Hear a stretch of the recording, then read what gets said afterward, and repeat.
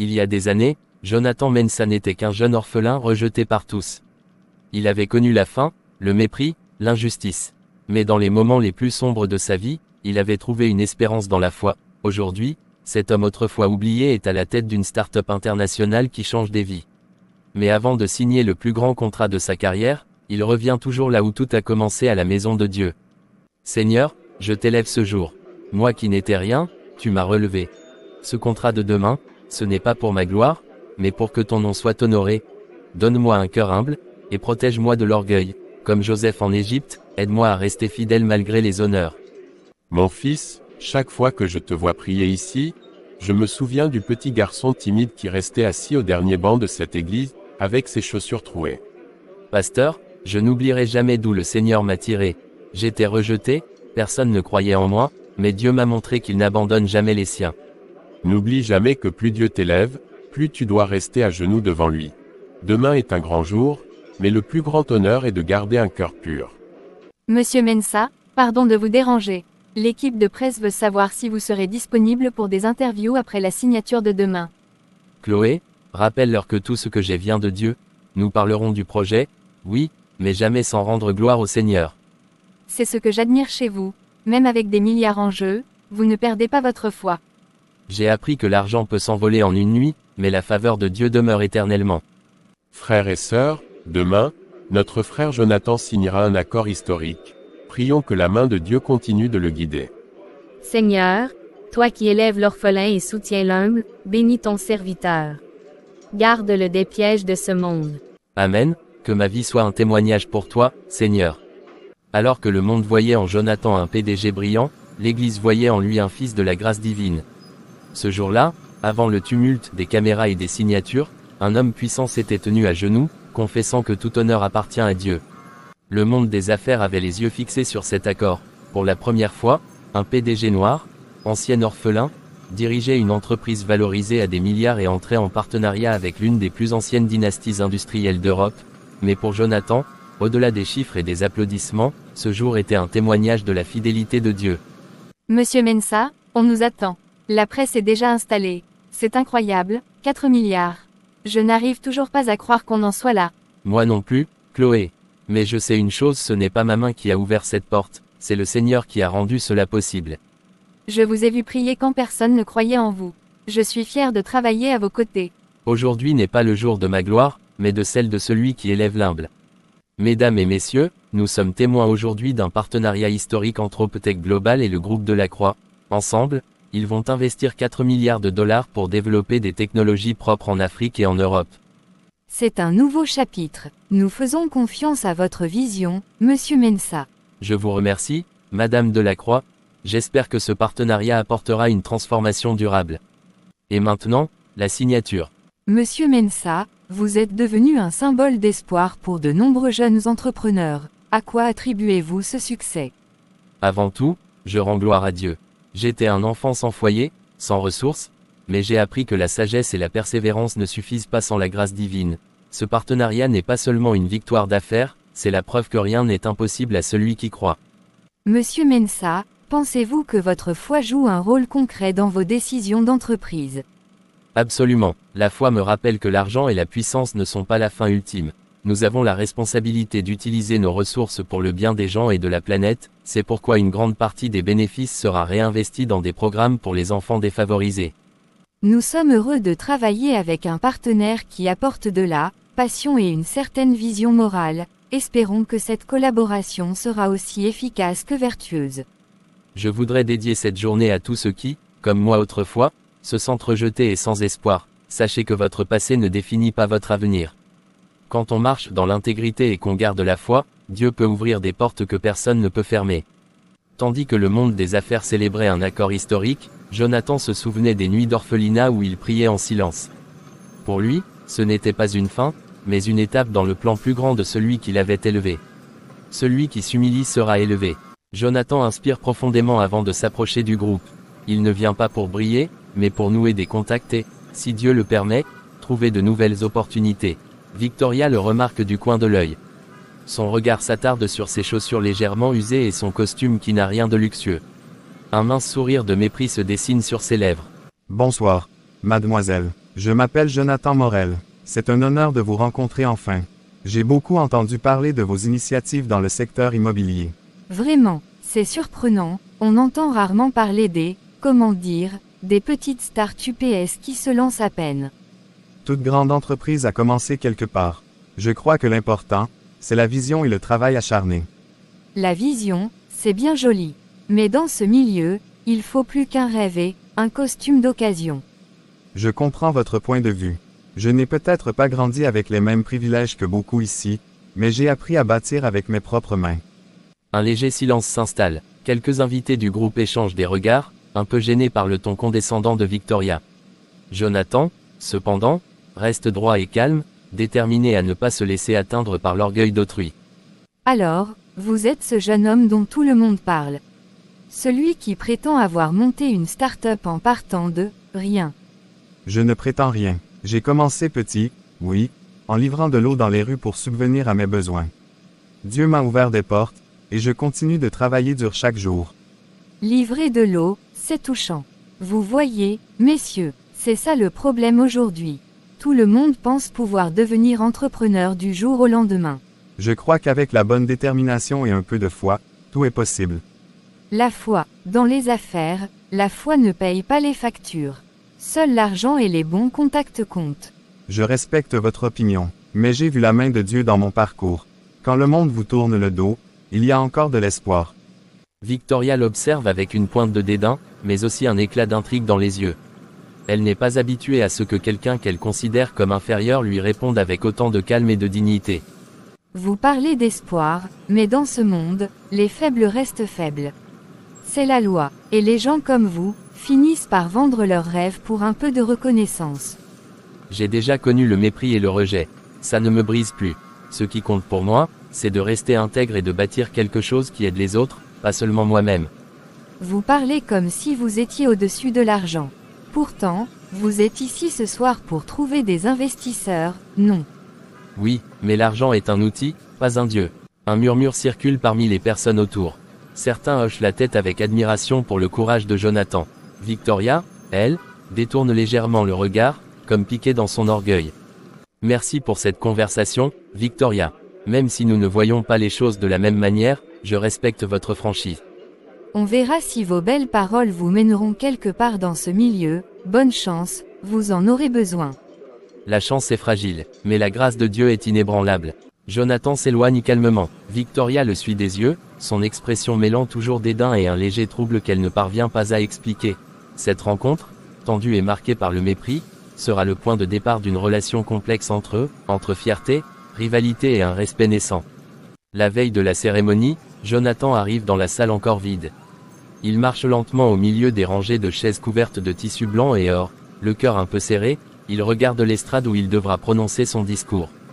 Ses mains tremblent légèrement, il repense au chemin parcouru, les années de pauvreté, les humiliations, les nuits sans repas, et à présent, il est invité comme exemple de réussite. Derrière lui, Chloé, son amie et fidèle soutien depuis ses débuts, entre discrètement. Elle le voit perdu dans ses pensées et s'avance doucement. Tu as l'air ailleurs. Qu'est-ce qui se passe dans ta tête? Demain je vais me tenir là, devant tous ces gens, certains m'applaudiront, mais je sais que d'autres me regarderont avec le même mépris qu'ils avaient autrefois, je sens déjà leur regard condescendant. Jonathan, tu n'as rien à prouver à ceux qui t'ont méprisé. Demain, tu ne montes pas sur cette estrade pour leur plaire. Tu es là pour témoigner que Dieu élève celui qui reste fidèle. Je le sais, mais l'humiliation du passé me revient parfois, je les entends encore dire que je n'arriverai à rien, et maintenant, ils devront s'asseoir et m'écouter. C'est précisément ça le témoignage. Souviens-toi de ce que dit le psaume, il élève l'humble et abaisse l'orgueilleux. Tu es là parce que Dieu a vu ton cœur, pas à cause de leur approbation. Jonathan relève doucement la tête, ses yeux brillants d'une émotion contenue. Il esquisse un sourire plus sincère, un employé de l'hôtel passe avec un arrangement floral, le regarde brièvement, puis détourne le regard avec un air sceptique, un rappel silencieux des jugements encore présents. C'est étrange, même après tout ce chemin parcouru, une partie de moi se sent encore ce garçon pauvre qui vendait des bouteilles d'eau dans la rue. Je crains que ces regards d'hier ne reviennent demain, comme des chaînes invisibles. Ils peuvent te juger, mais ils ne peuvent plus t'enchaîner. Tu n'es plus ce garçon abandonné. Tu es un témoin vivant de ce que Dieu peut faire. Leur mépris ne diminue en rien ce que Dieu a accompli. Psaume 113, versets 7 à 8, il retire le pauvre de la poussière, il élève l'indigent pour le faire asseoir parmi les grands. C'est cette parole qui m'a porté toutes ces années. Alors demain, tu ne feras que rendre gloire à celui qui t'a élevé. Ne laisse pas leur regard ternir ce moment. Ton humilité sera ta plus grande dignité. Un moment de silence s'installe. Le vent léger venant des portes ouvertes soulève un pan de la nappe dorée sur l'estrade. Jonathan avance de quelques pas vers le pupitre et pose ses mains dessus. Il ferme les yeux comme pour imaginer la scène du lendemain. Je me souviens des soirs où je n'avais rien d'autre que la foi et l'espoir. Je ne mérite pas cet honneur, mais je sais que Dieu prend plaisir à élever celui que le monde méprise. Et c'est cette authenticité qui touchera les cœurs demain. Ils verront que ce n'est pas juste une histoire de réussite financière, mais le témoignage d'une grâce. Espérons qu'ils écouteront jusqu'au bout. Certains préfèrent des discours pleins de chiffres, mais moi, je ne peux parler sans citer celui qui m'a relevé. Alors donne-leur la plus belle vérité qu'ils puissent entendre, que ce n'est pas l'or ni les contacts qui élèvent, mais la main de Dieu. Un organisateur entre pour vérifier la disposition des sièges. Il salue Jonathan avec un sourire poli, mais son regard glisse brièvement sur ses chaussures, un détail qui, autrefois, aurait gêné Jonathan. Aujourd'hui, il reste droit, comme apaisé. Tu n'es plus le jeune homme qu'ils ont rejeté. Tu es un exemple de courage, et demain, tu rappelleras à chacun que l'humilité n'est pas une faiblesse. Oui, je veux qu'il sache que sans Dieu, je ne serais même pas là. Je vais citer encore une fois le psaume, Dieu élève l'humble et renverse l'orgueilleux. C'est ce qu'il faut. Et souviens-toi, tu n'es pas seul. Beaucoup de jeunes qui vivent ce que tu as vécu t'écouteront demain. Tu leur donneras de l'espoir. La lumière du crépuscule entre par les hautes fenêtres de la salle. Jonathan ferme les yeux un instant, comme pour se recueillir, tandis que Chloé reste à ses côtés, un sourire de paix sur le visage. Demain, sous les regards parfois condescendants, il témoignera de ce que signifie vraiment être élevé par la grâce de Dieu. La cérémonie bat son plein, des hommes et des femmes d'affaires applaudissent pendant que Jonathan, vêtu d'un costume sombre élégant mais sobre, se tient debout sur le podium. Le trophée doré qu'on vient de lui remettre brille sous les projecteurs. Victoria, installée à l'une des premières tables, fixe Jonathan d'un regard glacé. Elle serre la tige de sa coupe de champagne si fort que ses doigts deviennent blancs. Ce soir, elle pensait briller, comme à son habitude, mais tout le monde parle de Jonathan, l'ancien vendeur d'eau devenu PDG. Merci, je n'oublierai jamais ce que j'ai traversé avant ce jour.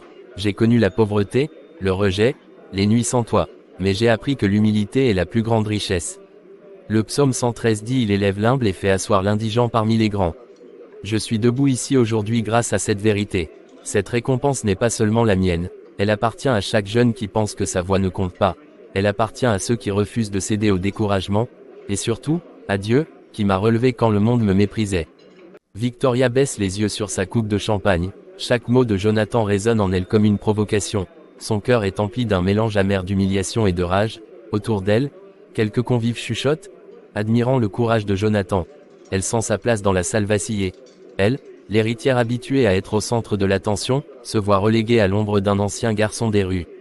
Regarde-le, il se prend pour un saint. Tout ça, ce n'est qu'un spectacle pour attendrir le public. Victoria, ce qu'il dit inspire beaucoup de gens. C'est peut-être un moment pour célébrer, pas pour juger. Inspiré, il n'a rien d'un visionnaire. C'est juste un pauvre qui a eu de la chance, et maintenant, il se croit au-dessus de nous. Victoria, ce n'est ni le moment ni l'endroit. Jonathan termine son discours avec un sourire humble. Chloé, émue, applaudit de toutes ses forces. Les caméras des médias tournent vers Jonathan, captant chaque seconde de sa reconnaissance. Victoria se lève soudainement, sous le regard surpris de sa voisine.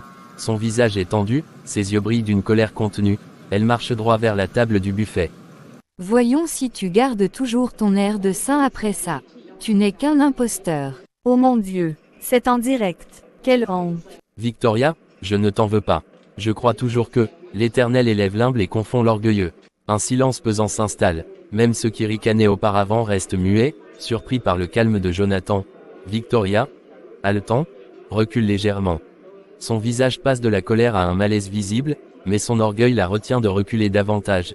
Les flashs continuent d'éclairer la scène. Les journalistes murmurent déjà sur le scandale de la cérémonie. Jonathan, est-ce que ça va? Je vais bien, ce n'est qu'un peu de crème. Je me souviens d'avoir connu des blessures bien plus profondes que celle-ci. Monsieur Jonathan, que pensez-vous de ce qui vient de se passer? Souhaitez-vous porter plainte? Non, je ne suis pas ici pour me battre. je suis ici pour témoigner qu'il y a un chemin plus grand que la vengeance, ce soir encore, je rends gloire à Dieu, qui m'a relevé. Les applaudissements reprennent timidement, puis deviennent plus fermes et sincères. Le public se lève, saluant non pas seulement le succès de Jonathan, mais sa dignité dans l'épreuve. Victoria, de son côté, s'assoit à sa table, le visage pâle. Elle réalise que, loin de le rabaisser, son geste a révélé la grandeur du caractère de Jonathan devant tout. Les caméras capturent cette image Jonathan, le visage marqué de crème, mais le regard clair et serein, debout au milieu de la salle, tenant toujours son trophée. Le scandale de la veille est partout, les chaînes d'infos rediffusent en boucle la scène où Victoria écrase le gâteau sur le visage de Jonathan. Les réseaux sociaux regorgent de mèmes, on le surnomme le PDG à la crème, certains rient, d'autres dénoncent la vulgarité de Victoria. Dans ce tourbillon de commentaires, une voix se distingue claire, journaliste d'un grand quotidien économique, qui a assisté à la cérémonie.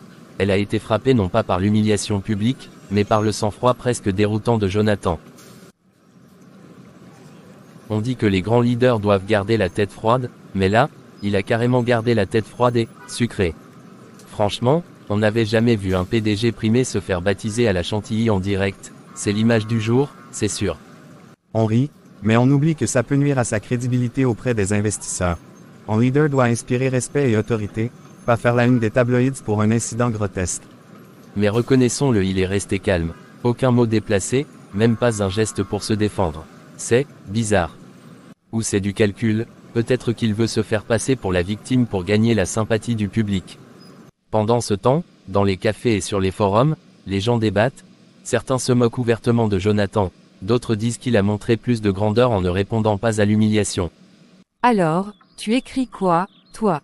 Le conte de fées du vendeur d'eau transformé en PDG, ou le sketch du PDG à la crème? Ni l'un ni l'autre. Ce qui m'intéresse, ce n'est pas le scandale, mais sa réaction. Il y a eu quelque chose dans ses yeux, un calme qu'on ne voit presque jamais dans ce genre de situation. Moi, j'aurais explosé si j'avais été humilié devant tout le monde, c'est peut-être un masque. Ou bien, c'est plus profond que ça. Il a cité un psaume, tu as entendu. On aurait dit que ça le portait, comme s'il s'était ancré dans autre chose que la colère. Tu vas faire un papier religieux, maintenant. Non, je vais faire un papier sur un homme qui, en plein scandale public, n'a pas perdu sa dignité, ça mérite qu'on creuse. Claire commence à rédiger son article. Sur son écran, le titre provisoire apparaît sous le gâteau, une dignité inébranlable, le calme qui a surpris tout le monde. Elle repense au moment où Jonathan, les joues couvertes de crème, avait murmuré « L'Éternel élève l'humble et confond l'orgueilleux ». Ces mots l'intriguent plus que le scandale lui-même. Franchement, j'ai ri quand j'ai vu la vidéo, mais après, j'ai trouvé ça un peu humiliant. La dame est allée trop loin. Moi, je ne retiens pas le gâteau, je retiens son calme. Je n'aurais jamais eu ce sang-froid, on aurait dit qu'il savait que ça n'allait pas le briser. Oh, il joue au martyr, c'est du marketing, ça va lui ramener des followers. Non, je ne crois pas, on voit quand quelqu'un est sincère, lui, il l'était. Il se moque de toi, il t'appelle le PDG à la crème, c'est injuste. Il se moque aujourd'hui, mais ça passera, ce n'est pas la première fois qu'on me tourne en ridicule. Mais là, c'est différent. C'est à la télévision, sur toutes les plateformes, ça pourrait nuire à ta réputation. Ma réputation ne m'appartient pas vraiment, je fais ce que j'ai à faire, et le reste, Dieu sait pourquoi il a permis que ça arrive ainsi. Tu es incroyable, la plupart des gens seraient en colère, chercheraient à se venger, toi, tu restes paisible. J'ai appris que l'humiliation d'un jour ne peut pas voler la grâce reçue. Et puis, Psaume 37 verset 11, les humbles posséderont la terre et jouiront d'une paix abondante. Hier soir, la remise du prix a été marquée par un scandale qui a fait le tour du monde, mais la vraie question est comment interpréter la réaction de Jonathan. Est-ce de la sagesse ou une stratégie? C'est clairement un coup de com'. Restez calme, citez des psaumes, tout est calculé pour paraître noble. Je ne suis pas d'accord. Je l'ai rencontré il y a des années. C'est un homme cohérent, il a toujours parlé ainsi. Je crois que c'est sa vraie nature. Je l'ai observé de près pendant la cérémonie. Ce n'était pas du théâtre, son calme était, presque désarmant. On aurait dit qu'il se reposait sur quelque chose de plus grand que l'opinion des gens. Vous voulez dire, une conviction spirituelle? Peut-être, je ne suis pas croyante, mais j'ai vu dans ses yeux, non pas de la peur ou de la colère, mais une forme de paix, et ça, ce n'est pas courant. Au-delà du scandale, le calme d'un homme qui refuse la haine. Il devient viral, et change peu à peu le ton des discussions. Certains qui riaient de Jonathan commencent à réfléchir, d'autres continuent de se moquer, mais leur voix perd en force. Victoria, de son côté, évite les médias. Elle commence à sentir le poids de son geste impulsif. Jonathan, lui, reste discret, refuse les interviews sensationnalistes, et continue son travail. Son humilité devient, malgré lui, le sujet de conversation publique. Seigneur, pourquoi as-tu permis cette honte devant tant de gens? J'ai gardé ma foi, j'ai refusé de riposter, mais mon cœur est lourd. Je sais que tu élèves l'humble, mais ce soir, je me sens si petit. Aide-moi à ne pas rendre le mal pour le mal. Père Céleste, toi qui sondes les cœurs, je t'élève ma douleur. Je t'apporte cette humiliation, car je refuse de la rendre par la haine.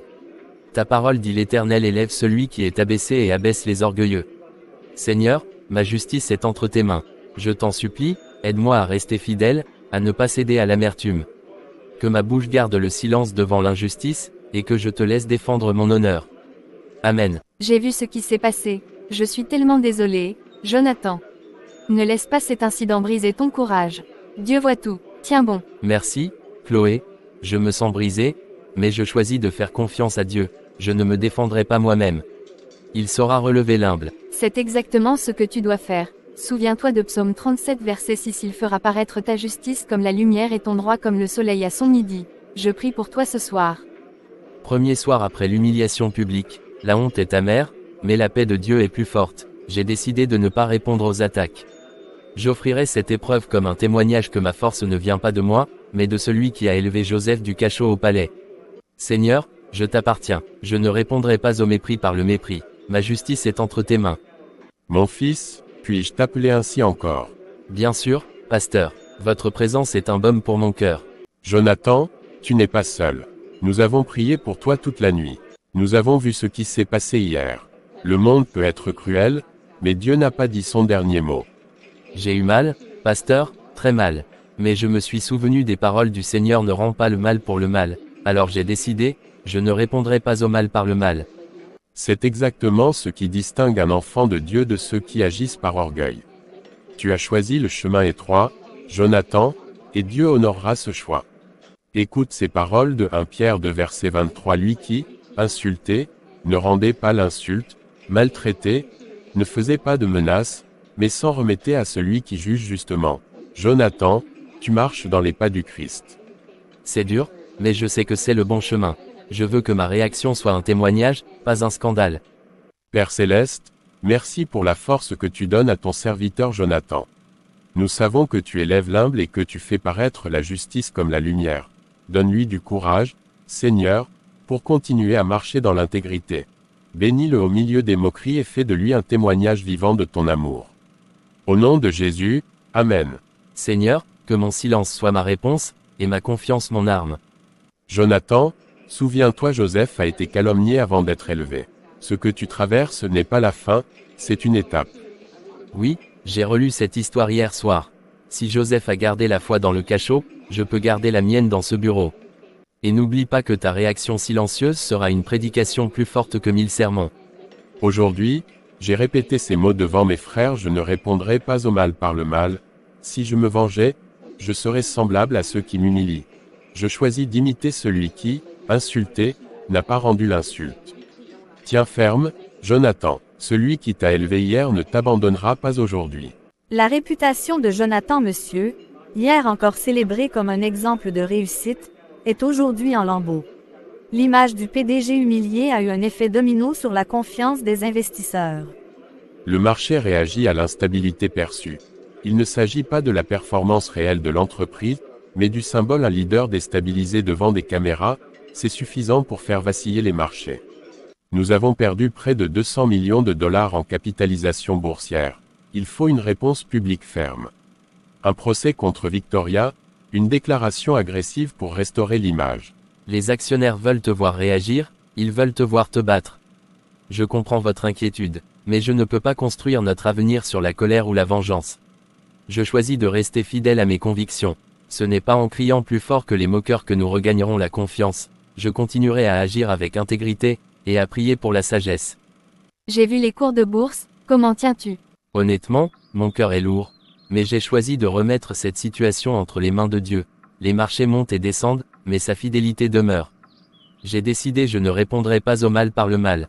C'est exactement la bonne attitude. Souviens-toi de Psaume 46 arrêtez, et sachez que je suis Dieu. Tiens bon. Seigneur, tout ce que j'ai est venu de toi. Aujourd'hui, on me dépouille de mon honneur et même de la confiance des hommes. Mais je sais que rien ne peut me séparer de ton amour. Donne-moi un cœur pur, sans rancune. Donne-moi la force de continuer sans céder à la colère ni à la peur, que mon entreprise survive ou tombe, que ton nom soit glorifié. Amen. Je viens de la salle de prière, nous sommes plusieurs à intercéder pour toi et pour l'entreprise. Nous croyons que Dieu peut utiliser même cette chute pour ouvrir une porte plus grande. Merci, Ethan. Parfois j'aimerais que les choses se règlent par la force, mais je sais que la vraie victoire est dans la persévérance et la foi. Chute historique, Waterspring perd 22% en 3 jours. Jonathan Monsieur reste silencieux, stratégie ou faiblesse. Beaucoup voient son silence comme de la passivité. Mais certains analystes commencent à y voir une force face aux humiliations et à la chute du marché. Jonathan ne réagit pas par l'agressivité.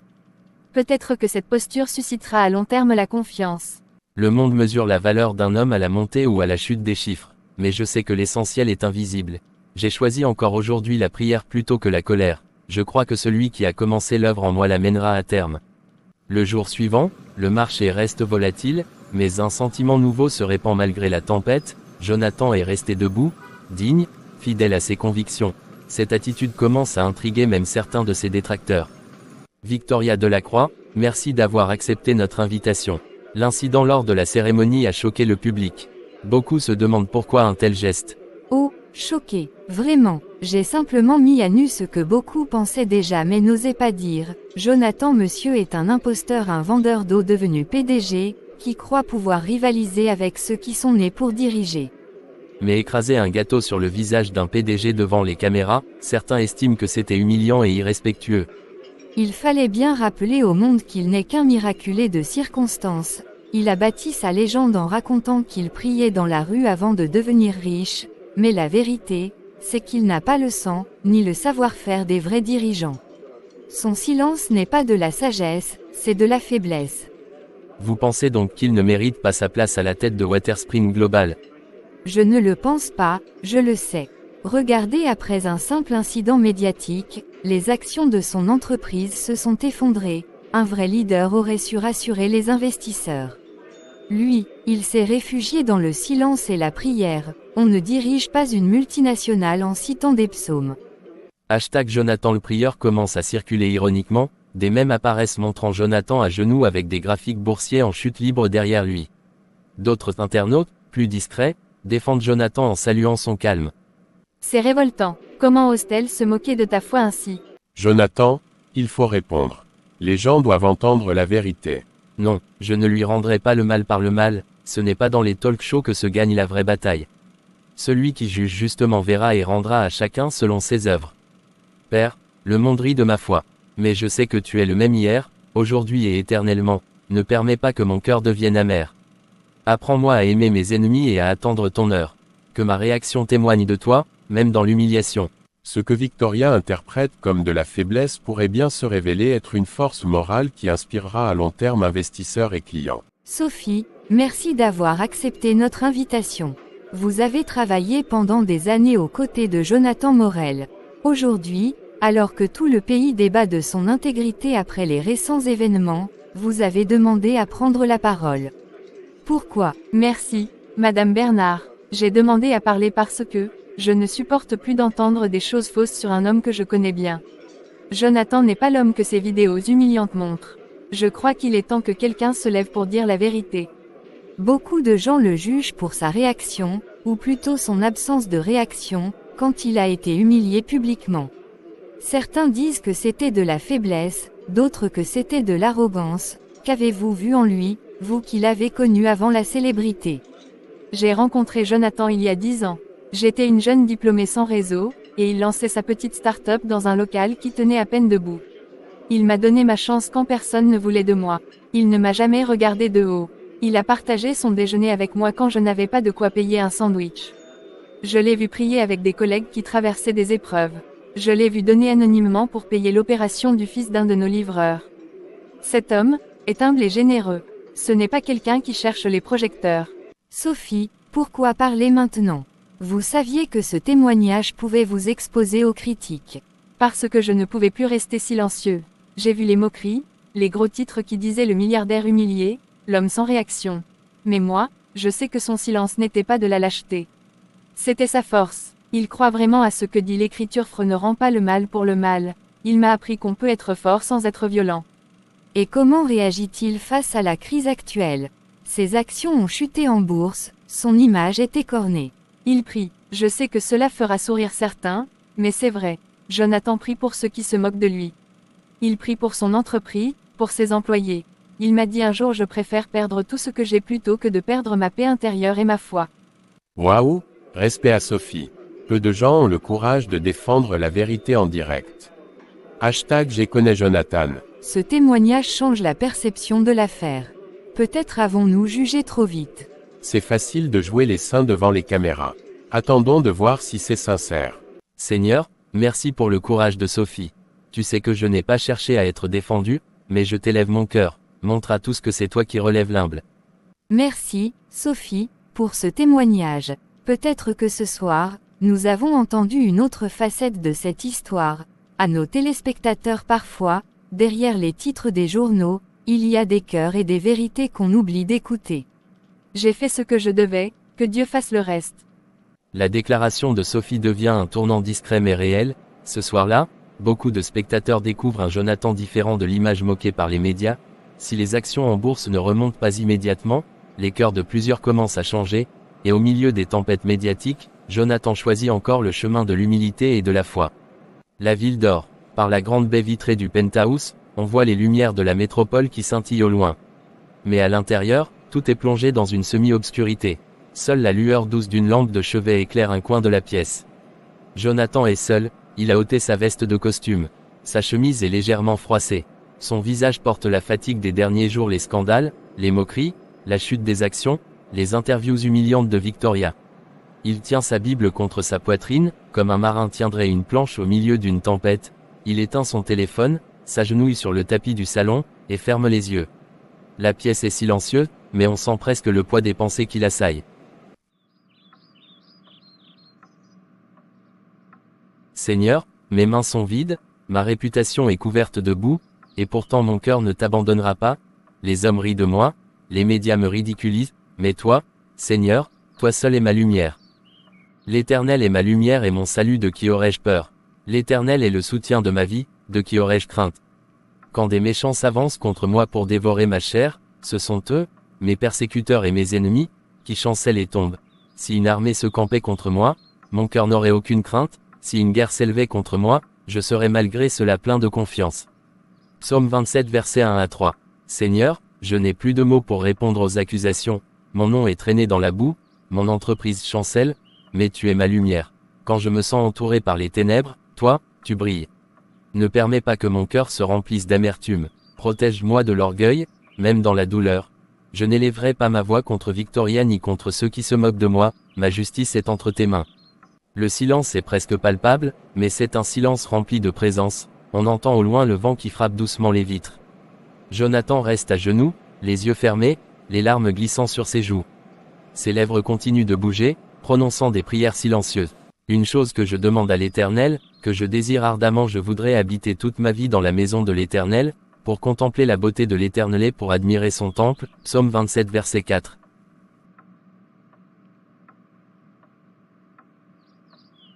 Mon fils, souviens-toi toujours, quand les hommes se moquent de toi, lève les yeux vers celui qui ne t'abandonnera jamais. Seigneur, ce monde peut me dépouiller de tout, mais il ne m'enlèvera jamais ta lumière. Donne-moi la force de ne pas répliquer par le mal, d'aimer ceux qui me persécutent, et de rester debout, même si je suis seul. Tu es mon salut, et je sais que je verrai la bonté de l'Éternel sur la terre des vivants. Jonathan reste longtemps à genoux. Les aiguilles de l'horloge avancent, la nuit devient plus profonde. Enfin, il referme sa Bible et l'appuie doucement contre sa poitrine. Son visage est encore humide de larmes, mais ses yeux reflètent une lumière tranquille. Espère en l'Éternel. Fortifie-toi et que ton cœur s'affermisse. Espère en l'Éternel. Psaume 27 verset 14. Cette prière nocturne marque un tournant intérieur pour Jonathan. Alors que l'opinion publique vacille et que les attaques médiatiques s'intensifient, Il choisit de s'ancrer non dans la colère ou la vengeance, mais dans la foi. Ce moment secret devient la source de sa force pour affronter les jours sombres qui l'attendent. Le soleil perce à travers les grandes baies vitrées, projetant une lumière dorée sur les murs du bureau. L'air est frais, les oiseaux chantent au loin, mais l'atmosphère est chargée d'une énergie nouvelle. Jonathan, reposé après sa prière nocturne intense, est assis devant son ordinateur. Les événements récents, humiliation publique, chute boursière, moquerie ne pèsent plus sur lui comme avant. Une sérénité intérieure l'accompagne. Sur son bureau, la Bible est encore ouverte, posée à côté d'un carnet où il a noté ses réflexions spirituelles et ses prières de la nuit. Alors qu'il relit ses notes, son téléphone vibre. C'est un appel vidéo de Dr. Léonard Mayer, un scientifique en énergie renouvelable qu'il connaît depuis quelques années. Dr. Mayer a travaillé sur des technologies innovantes de stockage d'énergie solaire et éolienne. Jonathan, je sais que c'est un moment délicat pour vous, mais j'ai découvert quelque chose qui pourrait changer la donne. Imaginez une technologie capable de stocker l'énergie solaire avec une efficacité jamais atteinte, tout en réduisant les coûts de production de moitié. Léonard, tu sais que j'ai toujours cru que la vraie innovation vient de la persévérance et d'un cœur intègre. Explique-moi. J'ai travaillé sur un matériau composite inspiré par les structures naturelles. Il permet de créer des batteries solaires qui stockent l'énergie pendant la nuit et la restituent le jour, sans perte majeure. C'est une révolution potentielle pour les pays en développement, et pour l'industrie mondiale de l'énergie. Léonard, cela pourrait transformer la vie de millions de personnes, mais tu sais que ce n'est pas seulement une question de technologie. Il faut que ce projet soit éthique, durable, et accessible. Nous devons viser à ce que ce ne soit pas seulement rentable, mais également bénéfique pour tous. Exactement, je savais que toi, tu comprendrais. Tu ne vises jamais le profit seul, mais l'impact durable. Avec ton réseau et tes moyens, nous pourrions lancer un prototype pilote dans 6 mois. Très bien, prépare un plan détaillé. Nous devons réfléchir à la logistique, aux partenaires, à la production et à la communication. Mais Léonard, ce projet doit être guidé par la foi et l'intégrité. Je refuse que l'avidité ou la réputation déforme l'objectif. Seigneur, merci pour cette idée. Transforme-la en quelque chose qui glorifie ton nom et aide les humbles. Montre-moi comment agir avec sagesse et discernement. Recherche et développement, collaboration avec Dr. Mayer et son équipe. 2. Prototype pilote, sélection d'un site pour tester la technologie de stockage d'énergie. 3. Impact social, identifier des communautés défavorisées qui bénéficieront directement du projet. 4. Transparence, mettre en place un comité de supervision indépendant pour assurer l'intégrité du projet. 5. Communication, planifier une campagne pour montrer l'objectif éthique et humanitaire du projet, afin de restaurer la confiance publique. Chaque point est soigneusement noté, avec des annotations spirituelles rappelant l'importance de l'humilité, de la patience et de la foi dans le processus. Mes amis, je sais que ces derniers jours ont été difficiles, mais je veux que vous regardiez vers l'avenir. Nous avons l'opportunité de lancer un projet qui pourrait changer le monde, pour de vrai, pas pour la gloire personnelle, mais pour le bien commun. Nous agirons avec intégrité, transparence et foi. Êtes-vous prêt à relever ce défi avec moi? Jonathan, je pensais que nous étions perdus après la chute des actions, mais ton plan est clair et inspirant. Je suis avec toi. C'est le moment de créer quelque chose de grand et durable. Les difficultés passées nous rappellent pourquoi il faut agir avec prudence et persévérance. Jonathan regarde une dernière fois la ville. Le vent matinal traverse les fenêtres ouvertes, apportant un souffle frais qui semble symboliser un nouveau départ. Ses yeux reflètent la détermination et la foi. Le projet énergétique représente plus qu'une innovation technologique, c'est une promesse de rédemption, de contribution et de lumière dans le monde. Le passage de l'humiliation à l'inspiration, de la prière nocturne à l'action concrète, marque un tournant décisif dans la vie de Jonathan. Alors qu'il examine le rapport annuel d'une filiale récemment auditée, Ethan remarque une irrégularité dans les chiffres de revenus et les dates de signature. Il fronce les sourcils, et ses doigts tapotent nerveusement la table. Attends, ce n'est pas possible. Cette signature, elle n'a pas la même encre, et la date a été modifiée après le dépôt du document original. Victoria, elle a falsifié ces documents. C'est elle qui a essayé de manipuler les chiffres pour nuire à Jonathan et à son entreprise.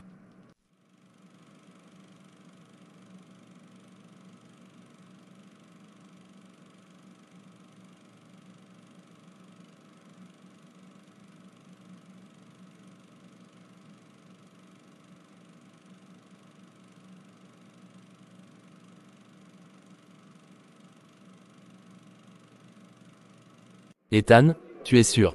C'est énorme. Absolument. Chaque document falsifié, chaque date changée, chaque signature copiée, tout est là. Si nous présentons ces preuves correctement, nous pouvons non seulement protéger l'entreprise mais aussi révéler la vérité au public. Très bien, nous allons agir avec prudence, ce n'est pas un moment pour la colère ou la vengeance, nous devons agir avec justice et transparence. Prépare un dossier solide, mais garde-le confidentiel jusqu'au moment opportun. Ethan, en travaillant tard dans la nuit, ressent à la fois l'adrénaline de la découverte et le poids de la responsabilité. Il sait que la révélation pourrait inverser la situation médiatique et sauver l'entreprise de Jonathan, mais aussi exposer des risques personnels. Si Jonathan répond par la sagesse et non par l'émotion, nous pourrons rétablir la vérité. Mais il faut être irréprochable dans notre démarche. Ethan organise les preuves sous forme de fichiers numériques et papier, annotant chaque document avec des notes explicatives. Il crée une chronologie détaillée de la fraude, reliant les actions de Victoria aux impacts financiers et médiatiques. Il inclut aussi des preuves indirectes courriels où Victoria donne des instructions douteuses, échanges internes modifiés, et témoignages anonymes de collaborateurs qui ont remarqué des incohérences. Ethan, épuisé mais satisfait de son travail méticuleux, pose les documents sur son bureau. Il sait que la prochaine étape sera cruciale: présenter la fraude de manière irréfutable, sans laisser de place au doute, afin que justice soit faite. Il lève les yeux vers la fenêtre et voit les lumières de la ville scintiller. Il murmure silencieusement. Seigneur, guide mes pas et protège Jonathan.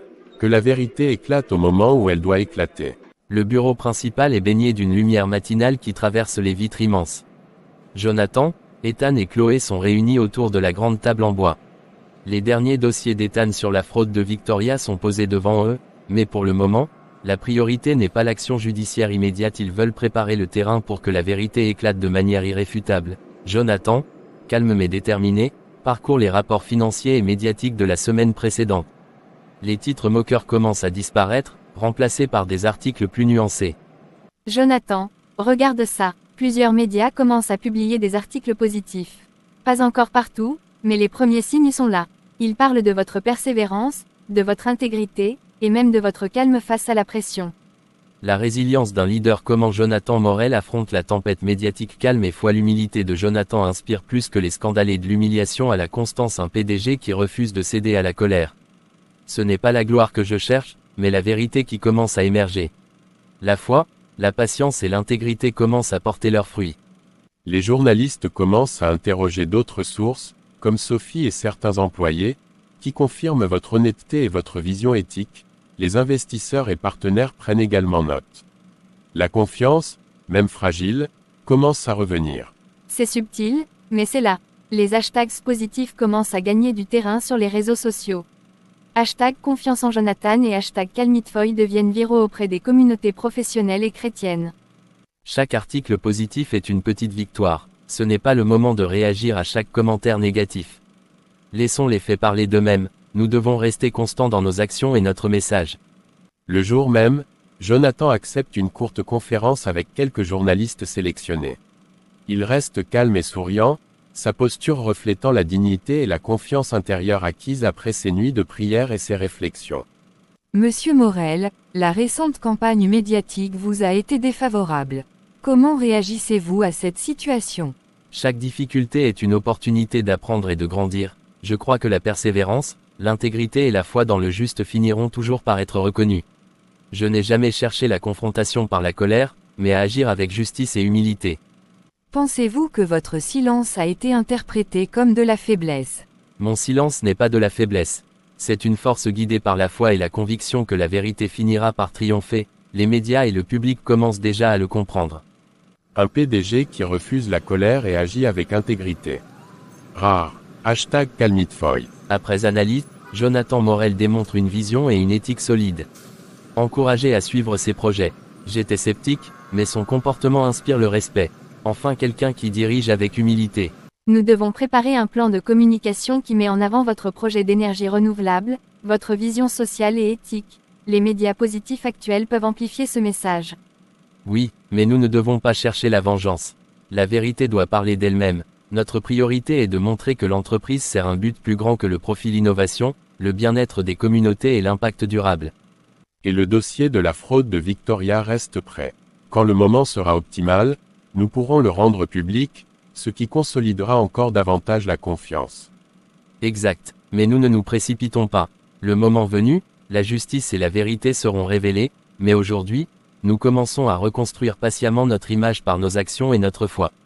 Le calme de Jonathan, combiné aux témoignages positifs et aux premières analyses de presse, crée un premier signe de retournement. Les jours sombres et les moqueries semblent reculer, remplacés par le respect et la curiosité. Sa patience, sa prière et sa constance commencent à produire des fruits tangibles, un pas après l'autre. Seigneur, merci pour ces signes. Que je continue à marcher dans l'humilité et la justice. Ce n'est que le début, mais déjà, la lumière perce les nuages. L'amphithéâtre est rempli de centaines d'entrepreneurs, investisseurs et étudiants au commerce. Les chaises sont alignées parfaitement, les lumières légèrement tamisées pour créer une atmosphère concentrée et inspirante. Des banderoles indiquent Forum international de l'innovation et de l'entrepreneuriat 2025. Au centre de la scène, le pupitre est équipé d'un micro, d'un écran pour projection et d'un logo sobre de Waterspring Global. Le public murmure avec excitation. Jonathan Morel, récemment moqué dans les médias, va prendre la parole. La curiosité est palpable. Mesdames et messieurs, nous avons le plaisir d'accueillir Jonathan Morel, PDG de Waterspring Global, qui a transformé une petite start-up en un acteur majeur de l'innovation. Malgré les difficultés récentes, il est ici pour partager son parcours, ses projets et sa vision de leadership. Monsieur Morel, la scène est à vous. Merci pour cet accueil. Il y a quelques semaines, ma société et moi avons été au centre d'un scandale médiatique. J'ai été humilié publiquement, mes actions ont chuté, et beaucoup ont douté de ma capacité à diriger. Mais je ne suis pas ici pour parler de mes échecs, je suis ici pour partager ce qui m'a permis de tenir face à l'adversité. Je crois que le succès durable ne se mesure pas seulement en chiffres ou en contrats. Pour moi, la foi en Dieu est la source de force, de discernement et de persévérance. Prier et agir selon mes principes spirituels m'a permis de rester calme, même quand la tempête médiatique était la plus violente. Je sais que cela peut sembler inhabituel dans un forum entrepreneurial, mais quand j'ai été humilié publiquement, lorsque Victoria et d'autres ont tenté de nuire à mon entreprise, j'ai choisi de ne pas répondre par la colère, mais par la prière et l'action guidée par la justice. Et croyez-moi, cela change tout. La persévérance guidée par la foi n'a pas seulement restauré la confiance dans mon entreprise, elle a inspiré mon équipe à croire en un projet plus grand que eux-mêmes. Nous avons développé une technologie d'énergie renouvelable capable de transformer la vie des communautés défavorisées, et tout cela n'aurait pas été possible si nous avions cédé à la colère, à la vengeance ou à la peur. Monsieur Morel, beaucoup ici pensent que la foi et les affaires ne font pas bon ménage. Comment conciliez-vous ces deux mondes? Ce n'est pas toujours facile. Les affaires exigent de la rigueur, de l'innovation et parfois des décisions difficiles. Mais la foi ne remplace pas la compétence, elle guide les choix et tempère les émotions. Elle m'a appris à rester humble dans le succès et fort dans l'adversité. Elle m'a aussi montré qu'un leadership véritable n'est pas seulement une question de profit, mais de service et d'intégrité. Parlons de notre projet phare. L'énergie renouvelable n'est pas seulement un marché, c'est une responsabilité. Nous avons développé une technologie qui stocke l'énergie solaire avec un rendement exceptionnel, accessible aux pays en développement. Ce projet est la preuve que lorsque les actions sont guidées par des principes solides, l'innovation peut devenir un instrument de justice et de progrès social. Dans tout ce que nous faisons, je me rappelle un psaume: l'Éternel est ma lumière et mon salut, de qui aurais-je peur? Quand vous dirigez avec foi et intégrité, même les tempêtes les plus violentes ne peuvent vous faire vaciller. Et c'est ce message que je voulais partager aujourd'hui dans l'entrepreneuriat comme dans la vie. Rester fidèle à ses principes transforme l'adversité en opportunité. Jonathan quitte la scène sous les applaudissements, accompagné par Ethan et Chloé. Les caméras filment chaque geste, et les journalistes prennent des notes frénétiquement, certains étonnés par la combinaison de stratégie, de technologie et de foi. Jonathan Morel, un leader qui conjugue foi et innovation, l'humilité et la persévérance, la recette inattendue du succès entrepreneurial. Quand Dieu guide la stratégie, Jonathan Morel surprend et inspire. Ce jour-là, un tournant majeur se produit. L'opinion publique et professionnelle commence à voir Jonathan non plus comme un homme humilié, mais comme un visionnaire inspiré et intègre. Sa foi, longtemps cachée ou moquée, devient une force qui galvanise ses collaborateurs et son audience. Jonathan prend la parole devant un large public d'entrepreneurs et investisseurs. Il parle ouvertement de sa foi en Dieu, surprenant et inspirant l'audience. Il relie la spiritualité à l'intégrité, la persévérance et le leadership. Le projet d'énergie renouvelable est présenté comme un exemple d'innovation guidée par l'éthique et le service. Le public et les médias commencent à percevoir Jonathan comme un leader exemplaire et inspirant. C'est un tournant majeur dans la rédemption publique et professionnelle de Jonathan. Le café se trouve dans une rue calme du centre-ville. Les rayons du soleil filtrent à travers les grandes fenêtres, illuminant les tables en bois clair et le parfum du café fraîchement moulu. Jonathan est assis à une table près de la fenêtre, vêtu sobrement mais avec élégance. Son visage, serein, reflète la force intérieure et la confiance retrouvée après les récentes épreuves. Claire, journaliste réputée pour son intégrité et son regard critique, arrive avec son carnet et son enregistreur. Elle s'assoit face à lui, visiblement curieuse mais aussi attentive à ne pas juger avant d'entendre. Monsieur Morel, merci d'avoir accepté cet entretien. Beaucoup vous connaissent par les médias, souvent sous un angle défavorable. Aujourd'hui, je veux entendre votre version, sincère. Merci, Claire. Je crois que ce que les gens voient n'est souvent qu'une fraction de la réalité. Je suis ici pour partager la vérité, sans chercher à me justifier par l'émotion ou la colère. Tout a commencé par ce fameux scandale du gâteau, puis la presse, les réseaux sociaux, la chute des actions. Comment avez-vous surmonté cela? Ce fut un moment difficile, je ne vais pas le nier. Mais j'ai choisi de ne pas répondre par la vengeance ou la colère. J'ai prié, réfléchi, et j'ai placé ma confiance en Dieu. La foi m'a permis de rester calme et de garder la clarté nécessaire pour agir de manière juste. Beaucoup diraient que mêler foi et affaires est risqué, voire naïf. Pourtant, vous avez non seulement survécu à la tempête, mais vous en êtes sorti grandi. Ce n'est pas la foi seule, mais la foi appliquée à l'action, à la persévérance et à l'intégrité. Quand vous placez vos principes au-dessus de l'ego et du profit, les décisions deviennent plus claires et les obstacles plus faciles à gérer. Parlons maintenant de votre projet d'énergie renouvelable. Certains pensent que vous avez profité de votre situation pour lancer un projet marketing. Est-ce juste une image positive ou est-ce une réelle mission? C'est une mission, Claire. Nous voulons créer une technologie qui transforme la vie des communautés défavorisées, qui offre une énergie propre et accessible. Ce n'est pas une question de publicité. Nous agissons avec intégrité, transparence et impact social, et c'est précisément cette vision qui a guidé chaque décision depuis le début. Si je peux me permettre, tout ce que vous dites est impressionnant. Mais au fond, vous avez été humainement touché par ces attaques. Comment avez-vous géré la douleur, la moquerie et la perte de confiance publique? J'ai accepté la vulnérabilité, j'ai reconnu ma douleur, mes doutes, mais je ne me suis pas laissé consumer par eux, j'ai choisi de rester fidèle à mes valeurs. La foi m'a appris que les épreuves peuvent devenir des tremplins si on agit avec patience et humilité, et que la justice ne doit pas être confondue avec la vengeance. Monsieur Morel, je dois dire, votre sincérité est rare dans ce milieu. Votre foi, combinée à vos actions, ne semble pas être un discours préparé mais une réalité vécue. Merci, Claire. Mon souhait n'est pas de convaincre tout le monde, mais de montrer que l'intégrité, la patience et la foi peuvent transformer même les moments les plus sombres en opportunités de croissance. La rencontre avec Claire marque un moment clé dans la reconnaissance publique de Jonathan. Sa transparence et sa sincérité touchent la journaliste, qui, dans son prochain article, ne parlera pas seulement de succès ou de scandale, mais de résilience, d'intégrité et de foi authentique. Ce rendez-vous intime sert de prélude à un tournant médiatique plus large, où Jonathan commence à être perçu comme un leader inspirant, capable de conjuguer foi, stratégie et humanité. Claire, journaliste, est impressionnée par la sincérité et la foi de Jonathan.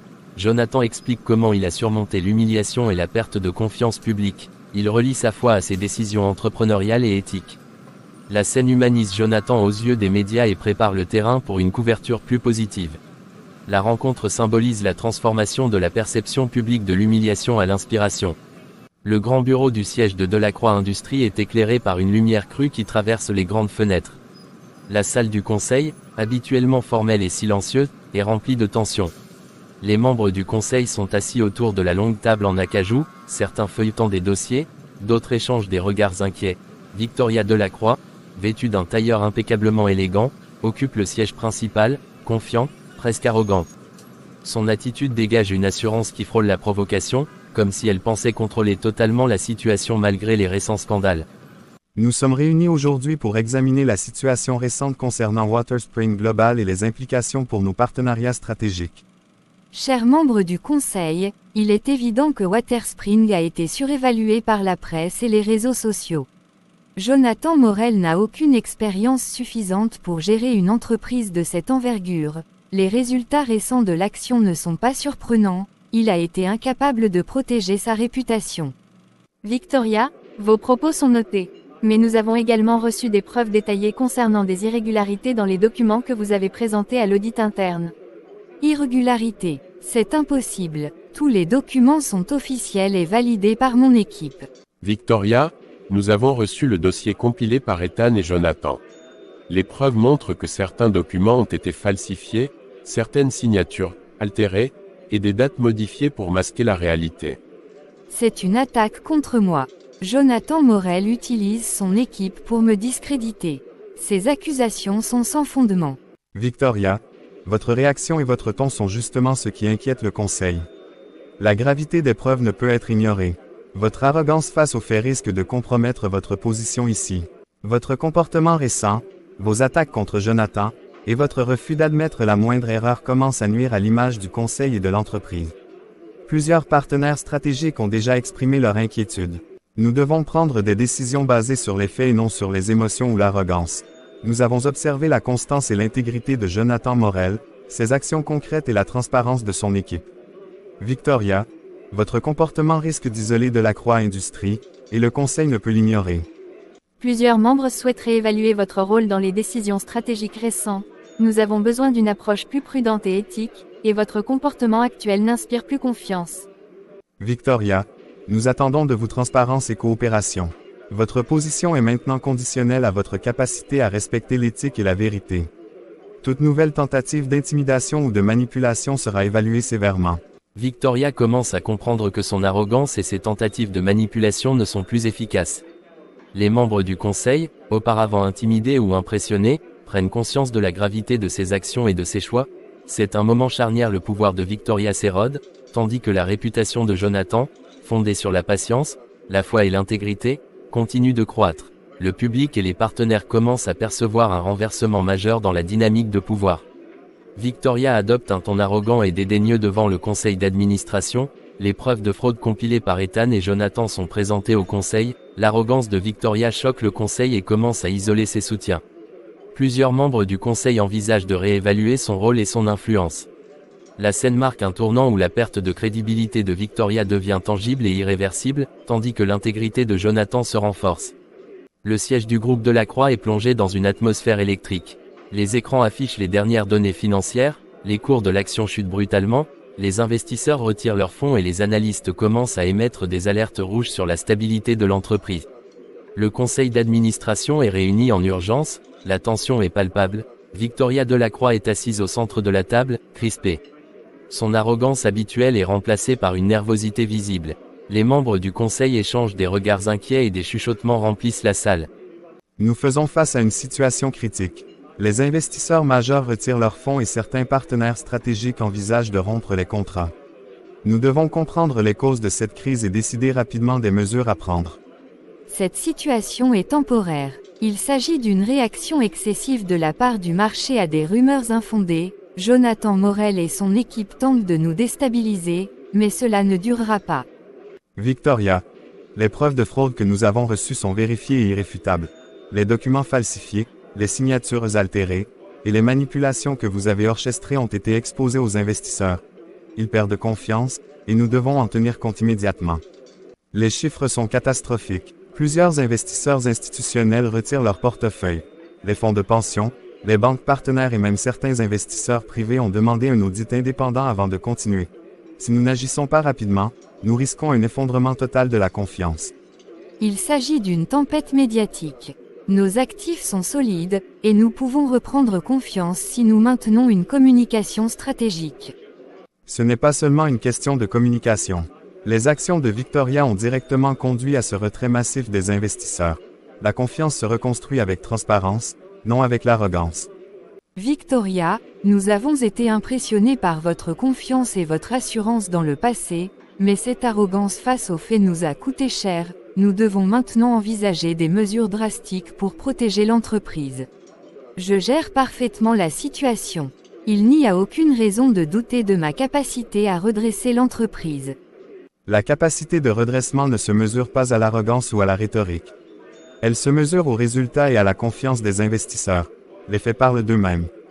Et actuellement, ces faits montrent que votre comportement a gravement compromis la stabilité du groupe.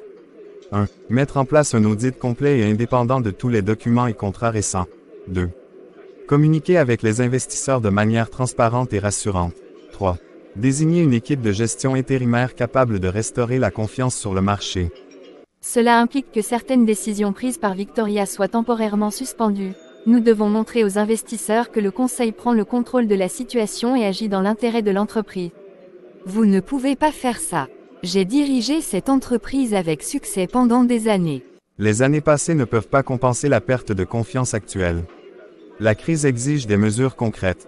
Nous devons protéger l'entreprise, les partenaires et les investisseurs. Le groupe Delacroix entre dans une crise majeure, les investisseurs se retirent, la réputation de Victoria est fortement compromise, et le conseil d'administration prend le contrôle pour limiter les dégâts. La chute d'un pouvoir fondé sur l'arrogance et la manipulation devient flagrante. Pendant ce temps, la réputation de Jonathan et de Waterspring Global continue de croître, fondée sur l'intégrité, la foi et la transparence. Cette scène marque un point critique dans le récit, le retournement est en marche, et la justice commence à s'imposer face à l'arrogance et aux manœuvres frauduleuses. Une crise majeure frappe le groupe Delacroix, provoquée par la perte de confiance des investisseurs.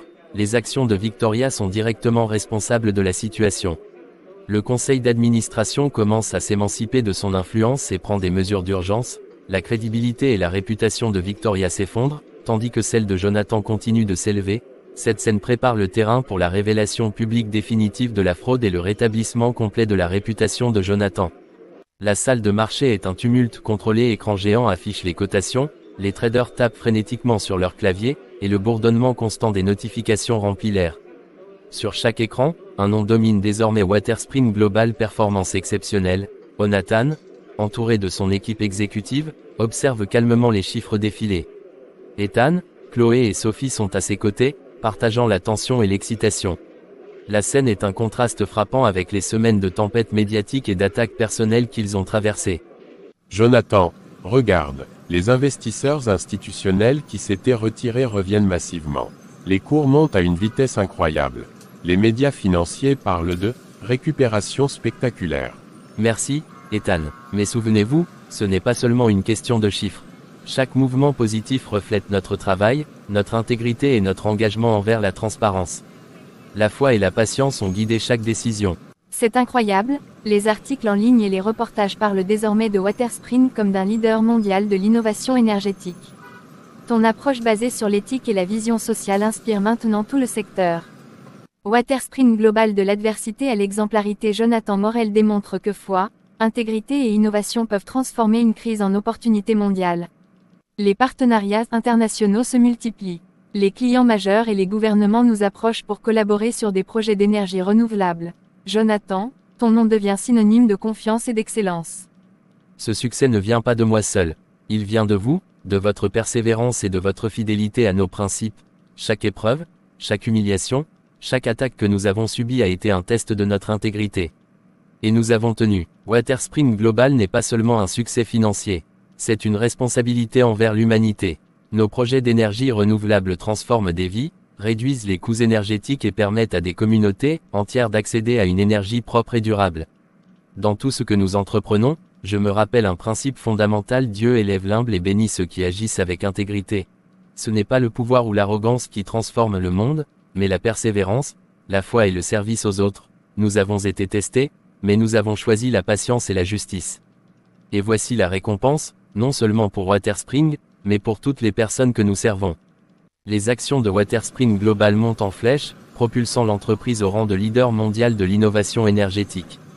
Jonathan est reconnu non seulement pour ses compétences entrepreneuriales, mais surtout pour son intégrité, sa foi et son leadership éthique. Cette scène marque l'aboutissement du parcours de Jonathan, de l'humiliation publique à la reconnaissance internationale, de la tempête médiatique à la consécration professionnelle et morale. L'adversité, la patience et la foi ont produit un succès durable et transformateur. Pendant ce temps, Victoria et le groupe Delacroix sont en pleine chute, incapables de rivaliser avec la crédibilité et la vision de Jonathan. Les actions de Waterspring Global montent en flèche grâce à la confiance retrouvée des investisseurs et aux partenariats internationaux. La couverture médiatique met en avant la foi, l'intégrité et la persévérance de Jonathan. L'entreprise devient un leader mondial de l'innovation énergétique, avec un impact social et environnemental significatif. Jonathan prononce un message inspirant combinant leadership, foi et responsabilité sociale. Cette scène conclut le parcours de rédemption et de succès, consolidant Jonathan comme un exemple de réussite éthique et inspirant. La salle d'audience est imposante et solennelle. Le parquet en bois sombre, les bancs alignés et la lumière filtrant par les vitraux donnent une atmosphère lourde de gravité. La presse est massivement présente, caméras, micros et journalistes remplissent la salle, attendant le début de l'audience. Des affiches électroniques diffusent en temps réel l'actualité sur l'affaire Delacroix et Waterspring Global. Victoria Delacroix entre, accompagnée de ses avocats. Son visage, autrefois sûr et arrogant, est crispé par l'inquiétude. Elle jette des regards rapides autour de la salle, croisant les caméras et le regard inquisiteur des journalistes.